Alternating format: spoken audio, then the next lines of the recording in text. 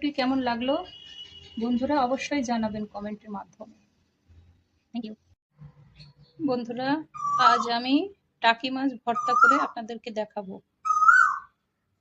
টাকি মাছ ভর্তা করার জন্য যা যা উপকরণ লাগছে: টাকি মাছ ভাজি করে নিয়েছি কাটা ছাড়িয়ে, সরিষা, রসুন, কাঁচামরিচ, লবণ, পেঁয়াজ, এগুলো হালকা ফ্রাই করে নিয়েছি। এখন এগুলো আমি শিলপাটায় বেটে মিক্সার করে নিব।